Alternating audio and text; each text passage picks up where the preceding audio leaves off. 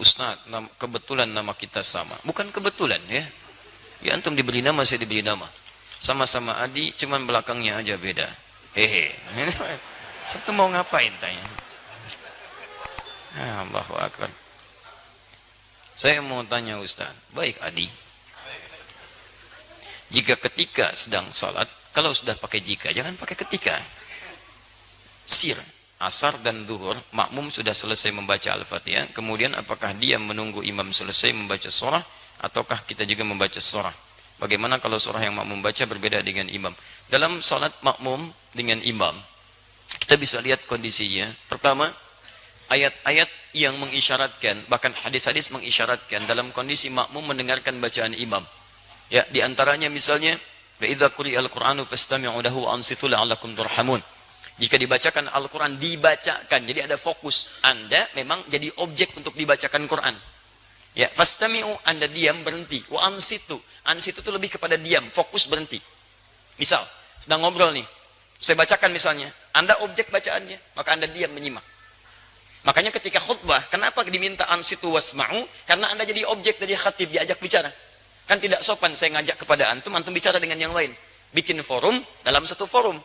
Sama ketika Anda dibacakan pada Anda ayat Quran, Anda fokus melihat, mendengarkan, fokus dengar. Dan tidak ada fokus paling dalam kecuali saat sholat. Imam membacakan, mohon kepada Allah, dan bacaannya mewakili Anda. Makanya ketika diperdengarkan pada Anda diam, simak baik-baik.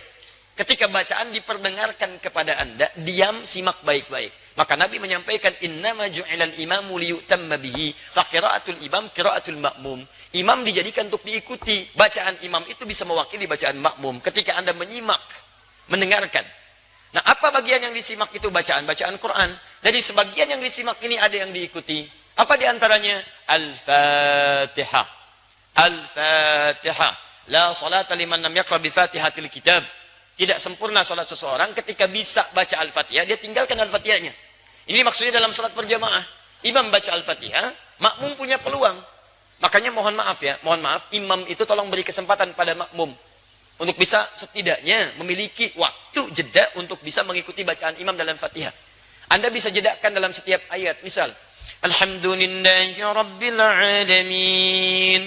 Tidak sebentar, makmum mengikuti dalam hatinya. Alhamdulillah Rabbil Alamin. Ar-Rahmanir Rahim. Antum ikuti misalnya. Bisa antum kalau baca hadar misal seperti dalam tarawih, Alhamdulillahi Rabbil Alamin, Ar-Rahmanir Rahim, Maliki Yaumiddin. Antum panjangkan itu, sambungkan sampai waladdallin misal, antum jeda sebentar supaya makmum punya kesempatan untuk membaca Al-Fatihahnya. Batas paling minimal kata para ulama 3 ayat. Kalau antum baca dari bismillah sampai Ar-Rahmanir Rahim. Kenapa boleh 3 ayat? Karena ayat terpendek dalam satu surah Al-Quran, surah terpendek di Quran adalah diukur dengan 3 ayat. Inna a'tainakal kautsar, fashalli lirabbika wanhar, inna syani'aka huwal abtar. Itu terpendek. Karena surah terpendek 3 ayat, maka setiap surah dipandang cukup ketika dibacakan 3 ayat dengan kadar yang sama dengan Al-Kautsar. Kalau Anda sudah Ar-Rahmanir Rahim, imam baca surah, Anda diam simak di sini. Dengarkan, dengarkan, dengarkan. Itu yang dimaksudkan. Di Al-Fatihah diikuti, adapun surah setelahnya Anda dengarkan dan simak dengan baik. Paham sampai sini? Baik, jika tidak mampu mengikutinya karena sudah ruku, imam meruku, Anda nggak usah baca Al-Fatihah. Karena imam itu diikuti, imam ruku, Anda ruku. Imam sujud, Anda sujud. Jadi begitu Anda misalnya datang, sholat, misal kita kasih contoh, antum imam. Bismillah. Ini, kiblatnya ke sini mas. Nah, ya. Baik, ruku. Nah, datang ini, masbuk. Bismillah. Baik, lihat baik-baik. Sebentar, pertanyaan saya, kenapa antum masbuk? Hah? Orang lain bisa tepat waktu, antum masbuk, kenapa antum masbuk? Jangan dibiasakan mas, sholat itu penting. Antum dahulukan kepentingan akhirat. Jangan diulangi lagi ya. Yang lain bisa datang tepat waktu, antum masbuk, luar biasa. Siapa nama antum? Mas Faiz, bukan masbuk. Jangan masbuk, ya Mas Faiz. Jangan diulang ya. Awas antum, hati-hati. Cita-cita masuk surga, masbuk lagi. Tahan sebentar, antum sedang sholat. Ini posisi sedang rukuk. Beliau datang terlambat, ya. Nah, begitu beliau datang, kemudian takbir, karena sholat dibuka dengan takbir.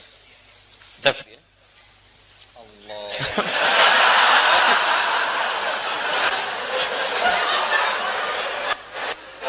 Sabar ya. Kalau dari ruku, tidak. Ya. Sami Allahu liman hamidah. Ya, sehat ya. Baik. Maju mas sedikit.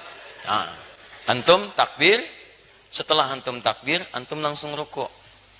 Ya, tidak perlu baca Al-Fatihah lagi. Jadi langsung diikuti. Jadi begitu takbir, Allahu Akbar, langsung turun ruku. Paham?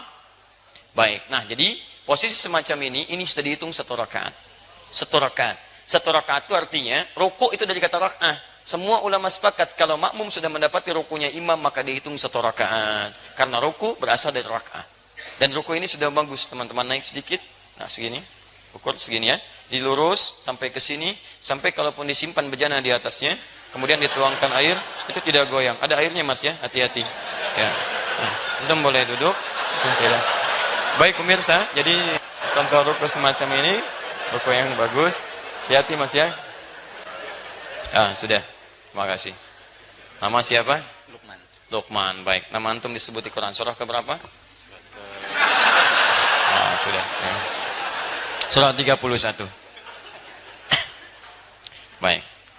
Insyaallah antum malam ini akan mendapatkan hadiah khusus spesial buat Lukman. Kita akan berikan mushaf khusus dan kita doakan dengan mushaf itu bisa hafal Quran insyaallah ya. Baik. Sudah menikah? Alhamdulillah. Baik.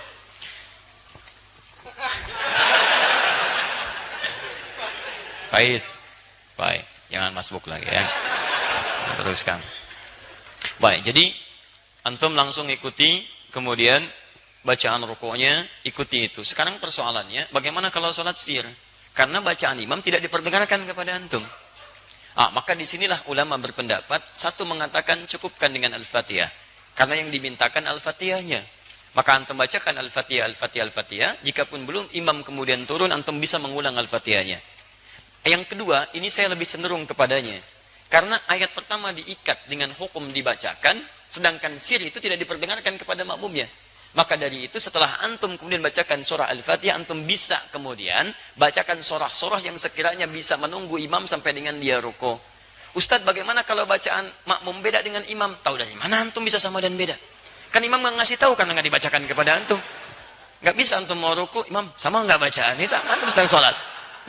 Di situ nggak ada masalah perbedaan itu. Sepanjang masih dalam rukun yang sama, nggak ada masalah. Sama dengan begini, antum mau turun sujud, imam pakai lutut, antum pakai telapak tangan. Salah nggak? Tidak, karena posisinya sama-sama mau sujud dan diberikan kesempatan hal yang menggunakan perangkat bisa berbeda. Yang penting turun sujud. Ini tidak harus imam pakai lutut, antum pakai lutut, tidak. Imam bisa pakai lutut, antum bisa pakai telapak tangan, bergantung pada kemudahan kita. Imam telapak tangan, antum pakai lutut. Yang salah imam pakai lutut, antum pakai kepala, itu yang salah. Jelas ya? Di dalam konteks ini, itu silahkan seperti tadi yang kami sampaikan. Man, sami Allahu liman hamidah.